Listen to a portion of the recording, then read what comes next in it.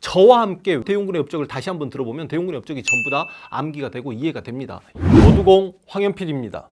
저는 개인적으로 흥선대웅군이 300년 말 일찍 태어났으면 조선의 역사를 충분히 바꿨을 수도 있다. 이 하필 300년이라는 숫자를 줬던 이유는 그만큼 조선 후기에는 통치 시스템이 엉망이었던 시기고, 저는 우리 역사를 통틀어서 조선 후기가 가장 가슴 아픈 시기라고 생각을 한다는 전제하에 대웅군이 그만큼 대단한 인물이었고, 대웅군의 업적들을 하나하나 헤아려 보면 야, 정말 대웅군이 조금만 일찍 태어났으면 진짜 조선이 바뀌었을 텐데 라는 생각이 들거든요. 저와 함께 왜 그러는지 한번 생각을 하면서 대웅군의 업적을 다시 한번 들어보면 대웅군의 업적이 전부 다 암기가 되고 이해가 됩니다. 일단 여러분, 근현대사 처음 공부할 때 흥선대웅군을 만나잖아요. 원래는요, 학자들에게 근대의 출발점이 어딥니까? 라고 물어보면 일부 학자는 개항 강화도 조약이다, 아니면 나머지 학자들은 야, 그래도 신분제도가 폐지된 갑오개혁이 아니야? 그렇게 이야기하는데, 막상 수어망국사를 공부할 때 근현대사 출발점은 대웅군부터 공부를 합니다. 그만큼 대웅군이 집권하기 이전과 이후의 조선은 다른 세상이었다는 거죠. 자, 그럼 대웅군 업적을 하나씩 들어가 볼까? 일단 흥선대웅군은 세도 정치를 종식시킵니다. 그러면서 안동 김씨를 축출하죠. 여러분 공부하기 편하도록 정조대왕이 정확히 1800년에 돌아가 주시고, 정조 죽자마자 19세기 시작이면서 순조, 헌종, 철종 3대 60여 년간 어린 왕들이 나오면서 안동 김씨나 풍양조씨 일개 가문의 권력이 왕실의 힘을 넘어섰던 시기를 세도 정치기라고 하는데, 일단 60여 년간의 세도 정치기를 대웅군이 집권함과 동시에 끝장냈습니다. 비변사를 철폐하고 의정부와 상군부를 부활한다는 업적도 너무너무 시험에 잘 나오는 업적이죠. 여러분, 비변사는 조선 후기 최고 정치기구야. 그런데 비변사는 여러분들 다들 아시겠지만 16세기 중종 때 삼포회란을 계기로 만들어진 임시 군사기구였다가 16세기 역시 명종 때 을묘외변을 계기로 상설기구가 되었다가 임진왜란 이후에 최고 합자기구가 된 게 비변사잖아. 원래 비변사는 군사기구야. 그런데 나라의 최고 정승들과 공조판서를 제외한 나머지 판서들, 유수들이 들어가서 비변사에서 군사 문제를 논한과 동시에 정치 문제를 논하면서 최고 정치기구 의정부가 유명무실해져 있는 거예요. 다시 이야기해서 조선 후기 관료들, 문신 관료들이 비변사를 장악했다는 건 왕의 군사권을 신하들에게 빼앗겼다는 걸 의미하지, 초선 후기 300년 동안 어떤 왕들도 비변사를 철폐할 엄두를 못 냈는데 대웅군은 비변사를 철폐하고 문신 관료들은 의정부에 들어가서 야, 너희는 정치만 해, 권력자인 내가 삼군부에서 장군들과 군사 문제를 논하겠다. 그래서 비변사를 폐지하고 의정부로 상군부를 부활하면서 왕권이 강화되는 거고요. 세도 정치기에 매간매직이 성행하면서 과거 제도가 유명무실해져 있었는데 과거 제도를 다시 부활하죠. 능력위주 인재 선발 제도가 다시 부활된 건데, 여러분 실제로 조선 후기 18세기 노론 일당 독재기부터 19세기 세도 정치기까지 남인 출신이나 소론 출신들은 거의 중앙정계에 진출하지 못했습니다. 그런데 과거제를 부활하고 능력위주의 인사정책을 실시한다는 건 다시 이야기해서 남인과 소론을 다시 중앙정치계로 등용하겠다는 거 아닙니까? 대웅군이 했던 유명한 말이 있죠. 나는 먼 천리를 끌어다 지척으로 삼겠고 지금까지 중앙정계에 진출하지 못하는 종친을 가까이 두겠다는 뜻이고, 태산을 깎아 평지를 만들어버리겠다, 노론 새끼들 다 죽여버리겠다는 거 아닙니까? 그리고 남대문을 3층으로 높이겠다, 지금까지 중앙정계에 진출하지 못하는 남인을 등용하겠다. 실제로 흥선대웅군이 능력위주의 인사정책을 펼쳤다, 과거제도를 부활했다는 건 어찌 보면 조선 후기 300년간 정치를 좀먹었던 붕당정치가 대웅군 때 와서 종식되었다, 그렇게 해석 가능한 거죠. 여러분, 대웅군이 경복궁을 만들어준 건 정말 어마어마하게 고맙지 않나? 여러분, 그 광화문 앞에서 촛불 집회하고 그랬겠습니다만 그 경복궁이 없는 상태로 거기가 그냥 황량한 벌판이었다라고 생각을 해봐요. 외국인들이 우리나라 왔을 때 경복궁과 그 광화문 거리 창덕궁을 오고 가고 하면서 야, 경복궁에서 그 고궁들의 처마를 한 번씩 쳐다보고 살짝 고개 들면 광화문의 고층 빌딩들이 보이기 때문에 한국은 과거와 현재가 공존하는 도시다, 이런 표현까지 들을 수 있는, 서울이 그래도 500년 동안 어떤 나라의 수도였다라고 이야기할 수 있는 근거 가 되는 게 경복궁인데,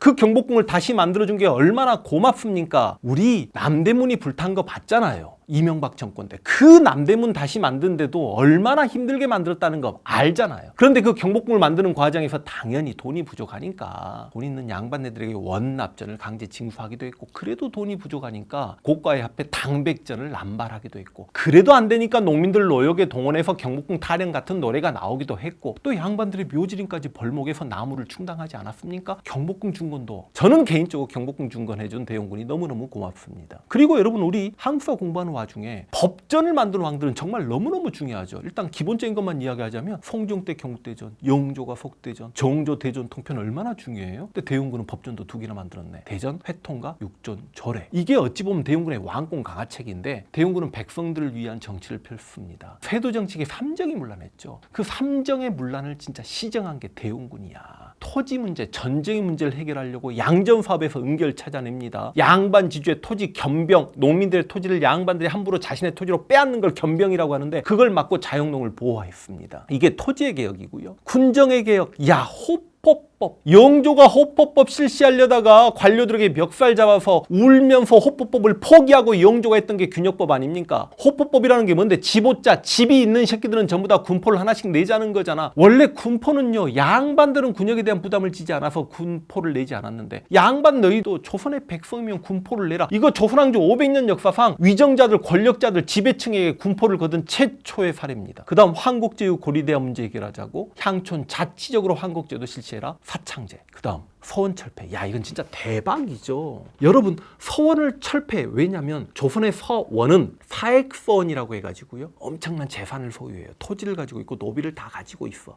그 서원의 재산에 대한 욕심이 났던 것도 당연하겠지만 그 서원이 근거지가 되어서, 물론 서원이 붕당의 지역적 근간이 되기도 하고요, 서원을 중심으로 사족들이 지방에서 농민들을 수탈하는 배경이 되기 때문에 그 서원을 철폐합니다. 여러분, 그 서원에서 나 양반 임내하면서 지방사회를 장악해갔던 양반 유생들 입장에서는 미칠 노릇이잖아. 양반 유생들이 경복궁 앞에 데모하려고 올라와요. 그래서 경복궁 앞에 꿇어 엎드려서 전하 통촉하여 주시옵소서 막 이렇게 하는 복합 상소하겠다고, 특히 전라도, 경상도, 충청도의 삼남지방의 유생들이 서울로 밀고 올라온다는 소리를 들은 흥선대원군이 무슨 명령을 내려? 한강의 나룻배를 다 치워버리게라. 저들의 한강 도화를 막거라. 그러면서 대원군이 했던 정말 멋진 말. 나는 우리 조선 백성을 힘들게 하면 공자가 다시 태어나도 용서하지 않겠다. 다시, 서원은 선현에 대한 제사를 모시는 곳인데 하물며 도적들이 숨어 살아서 해야 되겠냐. 우리 백성을 힘들게 하면 공자가 다시 태어나도 용서하지 않겠다. 이건 너무 멋진 말이지 않아요? 이거 이해를 못하시나? 21세기 대한민국의 대통령이 교회나 성당이나 뭐 어떤 종교를 특정 지어서 하는 이야기 아닙니다. 교회는 예수의 부활을 기다리는 곳인데 하물며 도적들이 숨어 살아서 해야 되겠냐. 예수가 부활한다고 해도 우리 국민들을 힘들게 하면 난 용서치 않겠다. 대한민국 대통령이 이런 망발했다가는 탄핵당할걸요. 기독교인들이 그냥 있지 않을 거라고. 그런데 하나 물어볼게요. 대한민국은 기독교 국가 아니에요. 천주교만의 국가 아닙니다. 불교만의 국가가 아니야. 다종교 국가야. 그런데 조선은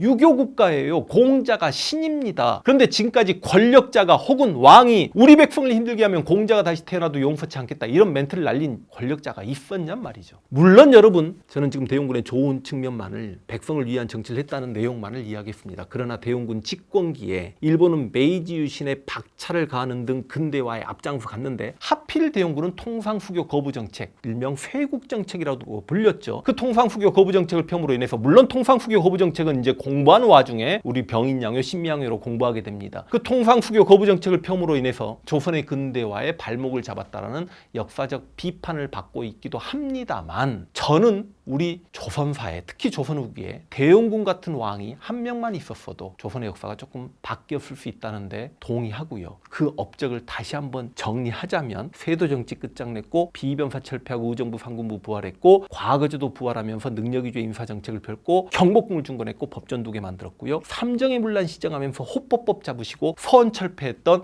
위대한 권력자가 한 명 있음을 꼭 우리가 기억합시다. 대웅군 이렇게 마치겠습니다.